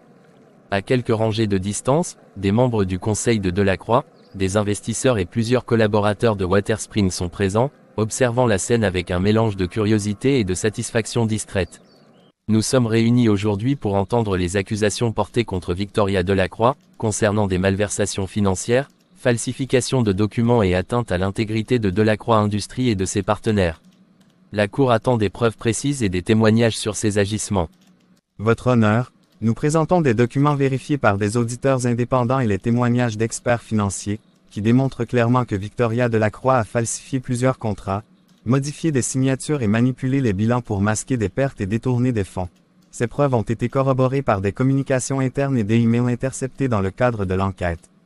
De plus, nous avons les témoignages directs de Jonathan Morel et de son équipe, ainsi que d'Ethan et Chloé, confirmant les actions frauduleuses et la manipulation intentionnelle visant à nuire à Waterspring Global pour favoriser les intérêts personnels de Victoria Delacroix. Votre honneur, je suis ici pour exposer la vérité, pas par rancune, mais pour rétablir l'intégrité et la transparence dans le secteur. Victoria Delacroix a falsifié des documents, manipulé les données financières et tenté de nuire à Waterspring Global. Tout ce que nous avons fait depuis le début était guidé par la vérité, la justice et notre engagement à agir avec intégrité. Cette action n'était pas seulement contre moi ou mon entreprise. C'était contre l'ensemble des investisseurs, des employés et des partenaires qui ont fait confiance à Delacroix Industries. Notre objectif est simple: que la vérité soit établie et que la justice soit rendue. Ce n'est pas vrai, ce sont des inventions. Madame Delacroix, vous aurez tout le temps nécessaire pour votre défense. Mais la Cour observe la clarté et la cohérence des preuves présentées. Veuillez vous abstenir d'interruptions non pertinentes. Ces documents démontrent que les actions de Victoria ont directement entraîné la perte de confiance des investisseurs, la chute des actions et une instabilité majeure dans le groupe Delacroix. Ces agissements ont mis en danger l'entreprise et les partenaires, au profit de ses intérêts personnels. Votre honneur, il ne s'agit pas de vengeance. Il s'agit de justice et de vérité. Chaque entreprise, chaque actionnaire et chaque partenaire mérite transparence et intégrité. C'est ce qui fait de Waterspring Global non seulement une réussite économique, mais un exemple de leadership éthique et responsable.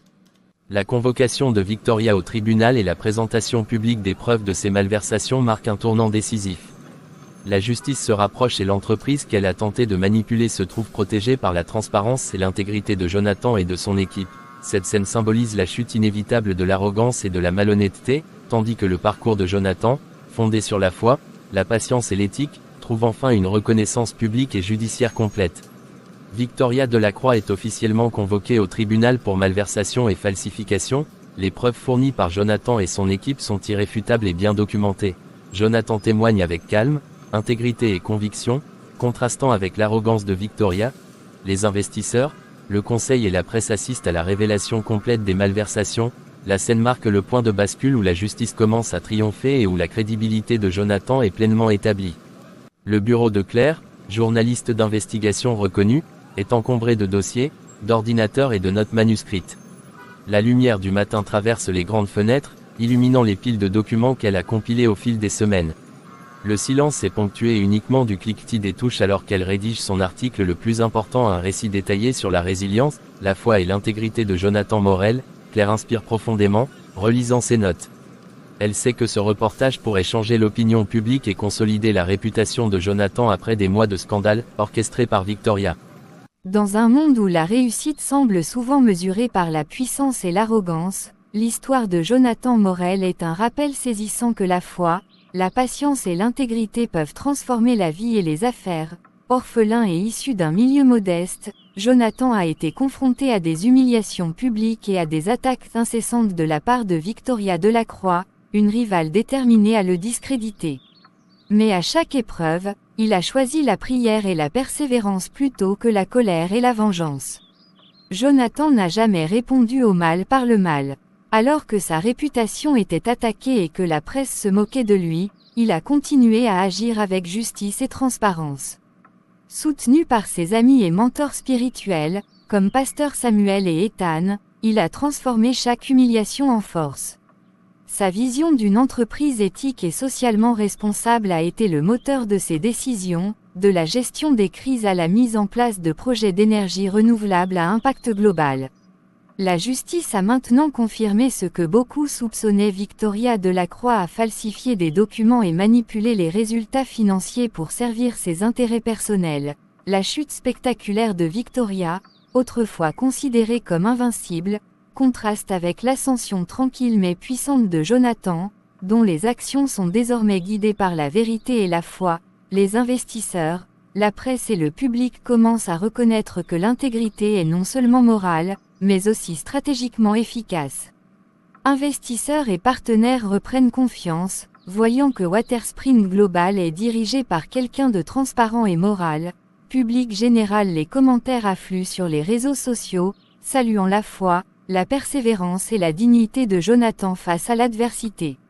Employés de Waterspring se sentent valorisés et motivés, reconnaissant que leur entreprise est dirigée par un leader qui incarne les valeurs qu'elle promeut. Dans tout ce que je fais, je cherche à agir avec justice et intégrité. La réussite matérielle n'est rien si elle n'est pas accompagnée de valeurs et de foi. Jonathan est un exemple vivant de ce que signifie être guidé par la foi. Chaque décision difficile qu'il a prise a été une démonstration de patience, d'humilité et de persévérance. Même dans les pires moments, Jonathan a gardé sa dignité. Il a choisi la prière et le service plutôt que la colère. C'est ce qui a transformé chaque épreuve en opportunité. L'histoire de Jonathan Morel prouve que la foi et l'intégrité peuvent triompher même face aux adversités les plus cruelles. Elle montre que la véritable réussite n'est pas seulement mesurée par les chiffres, les actions en bourse ou le pouvoir, mais par la manière dont nous traitons les autres et la constance avec laquelle nous suivons nos principes. Dans un monde souvent obsédé par la rapidité et l'ambition, Jonathan rappelle que la patience, la justice et la foi sont des forces capables de changer la vie, l'entreprise et même la société tout entière. La publication de cet article marque un tournant décisif dans la perception publique. Jonathan n'est plus seulement un entrepreneur, mais un symbole de foi, d'intégrité et de leadership éthique. L'opinion publique change radicalement, les critiques sont remplacées par des éloges, les doutes par la confiance, et le soutien populaire devient massif. Cette scène consolide la victoire morale et spirituelle de Jonathan, préparant le terrain pour sa reconnaissance internationale et son ascension durable dans le monde des affaires et au-delà. Claire publie un article détaillé et inspirant sur la foi et l'intégrité de Jonathan. L'article met en lumière le contraste avec Victoria et sa chute judiciaire. L'opinion publique se retourne définitivement en faveur de Jonathan. Les investisseurs, les partenaires et le public commencent à faire confiance massivement à Waterspring Global. La scène renforce l'image de Jonathan comme un leader éthique et inspirant à l'échelle mondiale. Le centre est situé dans un quartier urbain modeste, mais rénové avec soin et amour. Les murs sont peints de couleurs vives, des fresques représentant des enfants jouant et apprenant décorent l'entrée. Des drapeaux et banderoles affichent Centre d'espoir Jonathan Morel pour l'avenir des enfants. Des journalistes, des photographes et des membres de la communauté se sont rassemblés. Des familles, des enfants et des bénévoles remplissent l'espace extérieur. L'excitation et la curiosité se mêlent à l'émotion palpable dans l'air. Jonathan arrive en compagnie de Chloé, Ethan et Sophie. Il porte un costume sobre, mais son visage exprime à la fois humilité et joie. Les enfants, certains nerveux, certains curieux, l'observent avec des yeux brillants de curiosité et d'admiration. Aujourd'hui, nous ne célébrons pas seulement l'ouverture d'un bâtiment, nous célébrons l'espoir, l'avenir et la dignité de chaque enfant qui franchira ses portes. Je suis né orphelin et j'ai moi-même connu le rejet et la pauvreté. Mais grâce à la foi, à la persévérance et au soutien de ceux qui croyaient en moi, j'ai pu transformer ma vie. Aujourd'hui, je veux offrir à ces enfants ce que j'ai reçu, un lieu sûr, un endroit pour apprendre, pour grandir et pour rêver. Salle de classe moderne équipée de tableaux interactifs, d'ordinateurs et de livres adaptés à tous les âges, salle de jeux et d'art. Avec peinture, instruments de musique et coins lecture. Bibliothèque communautaire, chaque livre est sélectionné pour inspirer et instruire. Espace de conseil et soutien psychologique pour accompagner les enfants dans leurs difficultés, émotionnelles et sociales. Vous êtes l'avenir. Ne laissez jamais personne vous dire que vous ne pouvez pas réussir. Chaque talent que vous possédez est un cadeau, et ici, vous pourrez le développer pleinement. La vie m'a enseigné que la réussite n'est pas simplement financière ou professionnelle. La véritable réussite se mesure par l'impact que nous avons sur les autres, par la capacité à semer l'espoir et à élever ceux qui sont vulnérables. Tout ce que nous faisons ici est guidé par un principe simple: Dieu élève l'humble et bénit ceux qui agissent avec amour et intégrité. Ce centre n'est pas le mien. Il appartient à chaque enfant, à chaque bénévole et à chaque personne qui croit qu'un avenir meilleur est possible. Articles et reportages soulignent la cohérence entre le succès professionnel de Jonathan et son engagement social. Investisseurs et partenaires admiratifs, certains décident d'apporter un soutien supplémentaire pour des programmes éducatifs et communautaires. Public général partage des vidéos et des articles sur les réseaux sociaux, utilisant des hashtags tels que #EspoirJonathanMorel, #FouetAction, #Leadership éthique. Ne doute jamais de toi-même. Même si le monde te dit que tu es faible ou insignifiant, Dieu a un plan pour chacun de vous. Crois en toi, et tout devient possible. Chaque sourire, chaque progrès de ces enfants est le fruit de votre engagement. Merci de croire en eux et en ce projet. Ensemble, nous pouvons transformer des vies. L'inauguration se termine par un moment symbolique. Jonathan coupe le ruban officiel, tandis que les enfants crient et applaudissent. Les flashs des photographes illuminent la scène, capturant la joie et l'espoir. La narration met en relief le contraste avec le passé. Jonathan, qui a été rejeté et humilié, transforme maintenant son succès en bénédiction pour les autres, incarnant pleinement sa foi et son leadership moral. Inauguration d'un centre pour orphelins financé et dirigé par Jonathan, interaction directe et sincère avec les enfants, les familles et les bénévoles, discours inspirant sur la foi, l'humilité et l'impact social, couverture médiatique internationale et viralité sur les réseaux sociaux. Jonathan incarne un modèle de leadership éthique et philanthropique, transformant sa réussite personnelle en bénédiction pour la société. Le bureau de Jonathan est spacieux, baigné par la lumière naturelle filtrant à travers de grandes fenêtres. Des livres, des trophées, des récompenses pour le leadership éthique et des photos de ses projets philanthropiques ornent les étagères. L'atmosphère est calme, empreinte de sérénité, contrastant avec les turbulences passées. Jonathan est assis derrière son bureau, travaillant sur des plans pour l'expansion internationale de Waterspring Global. Chloé et Ethan sont présents à distance, préparant des documents pour une réunion à venir. L'air est chargé d'un mélange d'anticipation et de tension discrète. On frappe doucement à la porte. Jonathan lève les yeux et voit Victoria Delacroix entrer, accompagnée d'un avocat qui s'écarte respectueusement. Son apparence est humble, vêtements sobres, visage marqué par le stress et la fatigue. Son arrogance passée a disparu, remplacée par une vulnérabilité palpable. Victoria, je ne m'attendais pas à te voir ici de cette manière. Jonathan, je suis venu parce que je dois enfin être honnête. J'ai tout perdu, mais plus important encore, j'ai perdu mon honneur et ma conscience. J'ai agi par arrogance, par orgueil et par jalousie. J'ai cherché à te détruire, mais j'ai échoué, et je comprends maintenant la gravité de mes actions. Je ne mérite rien, mais je viens te demander pardon. Pour tout le mal que j'ai causé à toi, à ton équipe et à toutes les personnes que j'ai affectées par mes manigances, j'ai compris que l'arrogance et la malhonnêteté ne mènent jamais à la paix ou au respect. Victoria, je ne peux pas effacer ce qui s'est passé, ni les conséquences de tes actions. Mais je reconnais le courage qu'il faut pour venir ici, humble et sincère. Le pardon n'est pas seulement un mot, c'est un acte qui libère autant celui qui pardonne que celui qui est pardonné. J'ai perdu tant de choses, ma réputation, ma crédibilité, mes partenaires, et j'ai compris que tout cela n'a aucune valeur comparée à la paix intérieure et à l'intégrité que j'ai bafouée. Jonathan, peux-tu, même un jour, me permettre de me racheter, d'agir avec honnêteté et de réparer mes torts? La rédemption est possible pour tous ceux qui choisissent la vérité et l'intégrité. Tu peux commencer à te racheter en agissant avec honnêteté et en servant les autres. Le passé ne peut être changé, mais le futur peut être guidé par de meilleures décisions. Nous devons tous apprendre que la véritable force ne réside pas dans le pouvoir ou la vengeance, mais dans la capacité à reconnaître nos erreurs et à choisir le bien. Je te souhaite de trouver le chemin de la rédemption et de reconstruire ton intégrité. La venue de Victoria et sa demande de pardon représentent l'aboutissement moral et spirituel du parcours de Jonathan. Après des années de persécution et d'humiliation, il démontre que la foi, l'humilité et l'intégrité ne sont pas seulement des principes abstraits, mais des forces concrètes capables de transformer les cœurs et de rétablir l'équilibre. Cette scène souligne le triomphe de la justice morale sur l'arrogance et l'avidité, et met en lumière la puissance du pardon, un acte qui libère, élève et inspire. Victoria vient humblement demander pardon après sa chute et ses malversations. Jonathan incarne le pardon, la foi et l'intégrité, offrant une leçon morale et spirituelle. La scène illustre la transformation arrogance-humilité, haine reconnaissance de la vérité. La narration renforce le message que le pardon et la rédemption sont possibles pour ceux qui agissent avec sincérité. Jonathan consolide sa position non seulement comme un leader éthique et philanthropique, mais aussi comme un exemple moral et spirituel mondial. Après des mois de scandale, d'humiliation et de doute, le moment était arrivé. Jonathan Mensah, l'homme que le monde avait essayé de rabaisser, se tenait devant l'assemblée. Mais il n'était pas là pour se venger. Il était là pour démontrer que la grandeur ne réside pas dans la revanche, mais dans le pardon et la foi en Dieu.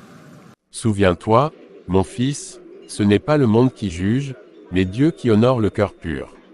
Oui, pasteur, que tout ce que je dise glorifie le Seigneur. Mes frères et sœurs, il y a quelques mois, j'ai été humilié publiquement, dénigré par ceux qui pensaient pouvoir me briser. Certains ont ri de ma douleur, certains ont douté de ma capacité à diriger. Mais aujourd'hui, je suis ici non pas pour réclamer vengeance, mais pour témoigner de la fidélité de Dieu. La Bible nous dit, dans Matthieu 5 verset 44, aimez vos ennemis et priez pour ceux qui vous persécutent. Ces paroles ne sont pas faciles à suivre, mais elles ont changé ma vie. Car pardonner libère celui qui a été blessé, et même celui qui a fait le mal. Je choisis de marcher dans la paix, et je te laisse, toi et tous ceux qui m'ont blessé, entre les mains de celui qui juge avec justice et miséricorde. Regarde-le, même après tout ce qu'il a subi, il reste fidèle à Dieu. C'est incroyable, il vient de montrer ce qu'est la vraie force. Pas dans l'argent, mais dans le pardon. Voilà un témoignage puissant. Je n'ai jamais vu une telle humilité et courage public. Le Seigneur est fidèle, ses voies sont toujours justes. Je ne savais pas que le pardon pouvait être si fort, je dois changer. Seigneur, merci de m'avoir permis de rester humble malgré l'orgueil et la méchanceté de ce monde. Merci de montrer à tous ici que la vraie victoire n'est pas de briser ses ennemis, mais de rester fidèle à toi et de pardonner. Dans ce moment solennel, le temps sembla s'arrêter. L'humiliation passée fut transformée en un témoignage de grâce, les cœurs furent touchés, les esprits éveillés. Jonathan avait montré que la force du chrétien ne réside pas dans le pouvoir, mais dans le cœur qui pardonne, et même ceux qui avaient blessé furent confrontés à la lumière de Dieu. On dirait presque que l'Église respire à nouveau. Regarde ces bancs, qui auraient cru qu'ils pourraient briller encore. Quand on restaure la maison de Dieu, il restaure aussi nos cœurs. Seigneur, tu as été fidèle quand nous étions infidèles. Tu as gardé cette Église debout malgré les tempêtes et le mépris. Ce soir, aide-moi à rappeler à ton peuple que ta fidélité ne faillit jamais. Pasteur, ce soir sera différent. Je le sens. Dieu va parler à travers toi. Grande est ta fidélité, ô Dieu éternel. Lamentation 3 versets 22 à 23. Les bontés de l'Éternel ne sont pas épuisées, ses compassions ne sont pas à leur terme, elles se renouvellent chaque matin. Oh! Que ta fidélité est grande. Bien-aimé, cette Église est la preuve vivante que Dieu est fidèle. Lorsque les murs s'effondraient, il a gardé les cœurs. Lorsque les gens nous ont méprisés et que le monde disait c'en est fini de vous. Dieu a dit je ne t'abandonnerai point. Beaucoup d'entre nous ont connu des saisons de sécheresse dans la famille, dans le travail, dans la santé. Certains ont perdu des êtres chers. D'autres ont perdu la foi. Mais si nous sommes encore ici aujourd'hui, c'est parce que sa fidélité ne dépend pas de nos circonstances. La restauration de cette Église n'est pas seulement une affaire de murs et de peinture. Elle est le signe que Dieu relève ce qui est tombé et qu'il renouvelle ce qui est brisé. Dieu ne t'a pas oublié. Même quand tu as douté, même quand tu as cru que tes prières n'étaient que des mots lancés dans le vide, il était là. Il a été fidèle hier, il l'est aujourd'hui et il le sera demain. Il y a 2 ans, j'étais malade et j'avais perdu l'espoir. J'ai cru que Dieu m'avait abandonné. Mais des frères et sœurs sont venus prier à mon chevet. Aujourd'hui, je suis debout. Dieu m'a guéri. Oui, il est fidèle. J'étais seule, rejetée par ma propre famille. J'ai trouvé ici un foyer et j'ai vu la main de Dieu pourvoir à mes besoins. La fidélité de Dieu m'a relevée. Seigneur, nous t'élevons cette Église et nos vies. Restaure ce qui est brisé. Rappelle à chacun ici que tu ne changes pas. Nous te faisons confiance pour l'avenir, car tu es le même hier, aujourd'hui et éternellement. Au nom de Jésus, Amen. Le Comité national des leaders et innovateurs annonce que Jonathan, fondateur de l'initiative Espoir pour tous, a été élu leader de l'année pour son engagement en faveur des plus démunis et sa contribution à la reconstruction économique et morale du pays. Dans les rues, on parlait de lui. Dans les églises, des prières de reconnaissance s'élevaient. Dans sa propre maison, Jonathan resta silencieux quelques instants devant l'écran éteint. Seigneur, qui suis-je pour recevoir un tel honneur? Ce n'est pas moi, c'est toi. Jonathan, tout le pays va te regarder ce soir. Alors il faut qu'il voie le Christ, pas moi. Je ne suis qu'un témoin de sa fidélité. Papa serait fier de toi. Maman aussi. Et moi, je suis heureuse de voir comment Dieu t'a élevé après tout ce que tu as traversé. Souviens-toi quand j'étais rejeté, c'est l'Église et la prière qui m'ont soutenu. Ce prix appartient d'abord à Dieu et à ceux qui ont cru malgré tout. Frères et sœurs, ce soir, notre frère Jonathan sera honoré devant la nation.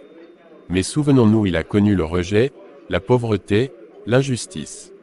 S'il est debout aujourd'hui, c'est que Dieu élève l'humble. Prions pour qu'il reste fidèle. Seigneur, garde son cœur pur. Jonathan incarne l'esprit d'un leadership fondé sur le service et la compassion. En quelques années, il a transformé non seulement des entreprises, mais aussi des vies. C'est pourquoi nous le nommons leader de l'année. Excellence, mesdames et messieurs, je reçois cette reconnaissance avec beaucoup d'émotion. Mais permettez-moi de dire dès le départ, la gloire revient à Dieu, je n'étais rien aux yeux du monde. Rejeté, pauvre, sans réseau, sans espoir. Mais j'ai trouvé une espérance inébranlable dans la parole de Dieu. Dieu élève l'humble et donne grâce aux misérables. Tout ce que j'ai pu accomplir vient de sa grâce. Si j'ai appris quelque chose, c'est que le vrai leadership n'est pas dans le pouvoir ni dans la richesse, mais dans le service, dans la capacité de tendre la main à ceux qui tombent. Aujourd'hui, je dédie ce prix à tous les enfants des rues, aux veuves, aux jeunes entrepreneurs qui doutent. Ne perdez pas courage, la fidélité de Dieu ne faillit jamais. On a rarement entendu un tel discours ici. Il parle comme un prophète. C'est ce type de leader dont notre pays a besoin, des hommes et des femmes qui servent, pas qui s'élèvent pour eux-mêmes. Merci, Seigneur. Seigneur, garde-moi humble. Ne permets pas que je m'enorgueillisse. Continue d'utiliser ma vie pour élever les autres et glorifier ton nom. Psaume 115, verset 1. Non pas à nous, Éternel, non pas à nous, mais à ton nom donne gloire. Un leader qui attribue sa réussite à Dieu. Jonathan du mépris à l'honneur national. Dans les réseaux sociaux, des milliers de jeunes partagèrent des extraits de son discours, des pasteurs, des enseignants et même des hommes politiques citèrent sa phrase. Le vrai leadership est dans le service. Voyez ce que Dieu peut faire quand un homme lui fait confiance. Ce n'est que le commencement. Victoria était seule dans son vaste appartement, assise dans l'obscurité, le visage éclairé seulement par la lueur de la ville qui filtrait à travers les rideaux. Son téléphone était éteint, son maquillage défait, ses épaules affaissées. Elle tenait entre ses mains froissées une lettre de sa mère décédée, écrite des années plus tôt. Ne t'éloigne jamais de Dieu, ma fille. Dans l'épreuve, souviens-toi qu'il est toujours prêt à t'accueillir. J'ai tout eu, l'argent, la réputation, et je les ai utilisés pour faire du mal. J'ai blessé Jonathan, j'ai détruit des amitiés. Seigneur, si tu existes encore pour moi, ne me rejette pas. Victoria, c'est bien toi. Oui, je ne pensais pas que tu voudrais encore me parler. Je n'ai jamais cessé de prier pour toi. Dimanche, notre église organise un culte spécial. Je sais que tu traverses quelque chose, viens avec moi. D'accord, peut-être que, j'en ai besoin. Grâce infinie, amour immérité, toi qui pardonnes mes fautes. Ésaïe 1 verset 18. Venez et plaidons, dit l'Éternel. Si vos péchés sont comme le cramoisi, ils deviendront blancs comme la neige. Dieu ne rejette pas celui qui revient à lui. Aucun passé n'est trop sombre pour sa lumière.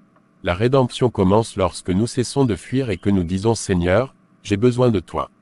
Tu n'es pas seul, viens. Seigneur, je ne mérite pas ton pardon, mais j'en ai besoin. J'ai blessé tant de gens, j'ai vécu dans l'orgueil, reçois-moi malgré tout, change mon cœur. Le Seigneur a entendu ton cri. Il est fidèle et juste pour pardonner à quiconque vient à lui. Bienvenue dans les bras du Père. Ce n'est que le début d'un nouveau chemin.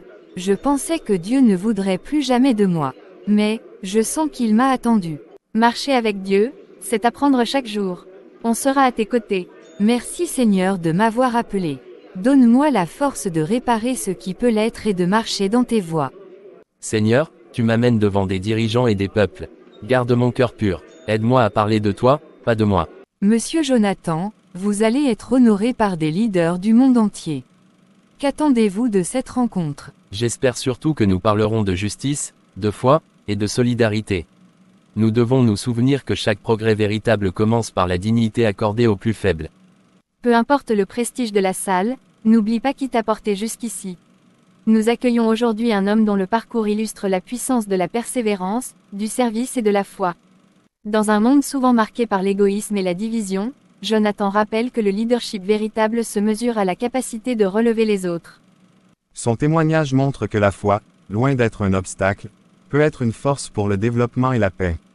Nous avons étudié l'impact de son programme Espoir pour tous. Il a sorti des milliers de familles de l'extrême pauvreté. Nous sommes honorés de le reconnaître aujourd'hui. Excellences, Mesdames et Messieurs, je suis profondément touché. Mais permettez-moi de dire ce que je crois, tout ce que vous voyez n'est pas le fruit d'un homme, mais la grâce de Dieu. J'ai connu la pauvreté, le mépris, la solitude. Je sais ce que c'est que d'être ignoré par le système et d'être jugé par l'apparence. Si je me tiens devant vous aujourd'hui, c'est parce qu'un jour, j'ai entendu ces paroles, ce n'est ni par la force, ni par la puissance, mais par mon esprit, dit l'Éternel. Zacharie 4 verset 6. Le vrai leadership ne consiste pas à dominer, mais à servir. Il consiste à écouter le cri des enfants sans école, des mères sans toit, des malades sans soins, et à agir. Nous vivons dans un monde où beaucoup parlent de changement, mais peu sont prêts à s'abaisser pour tendre la main.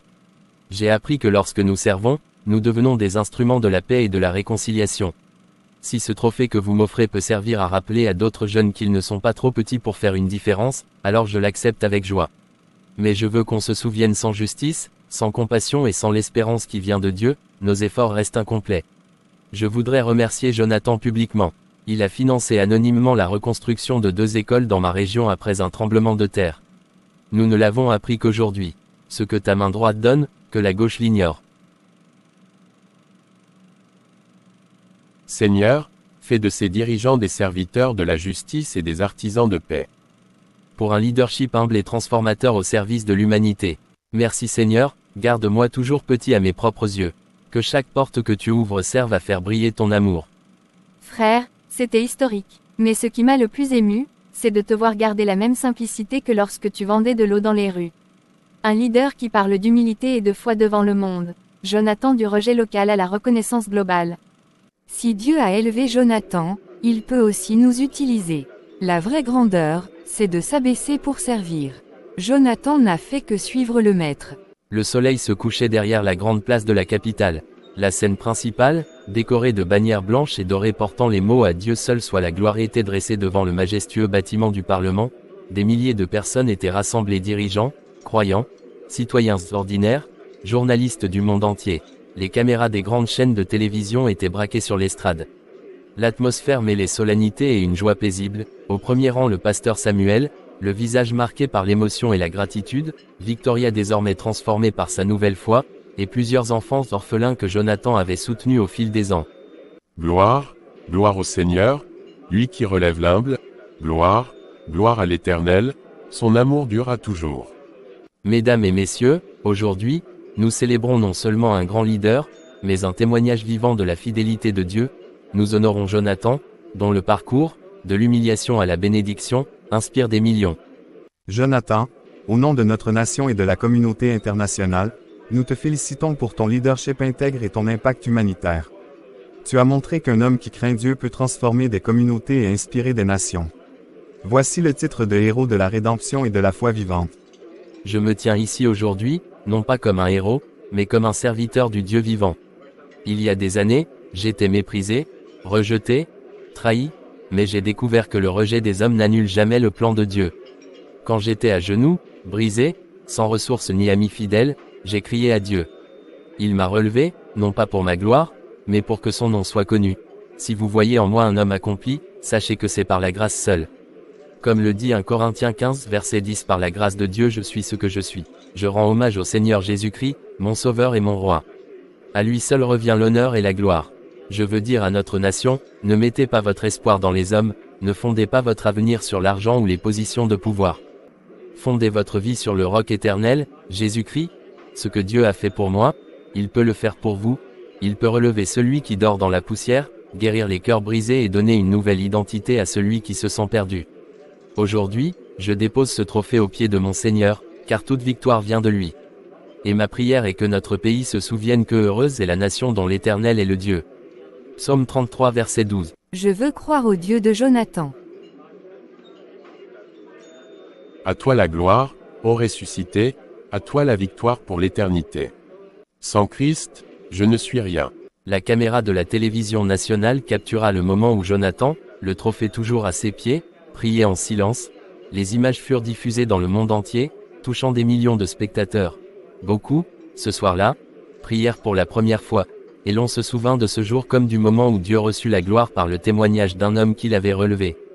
Peu importe le point de départ, la puissance de Dieu peut transformer la honte en honneur, l'humiliation en élévation, et faire d'une vie brisée un témoignage vivant de sa gloire.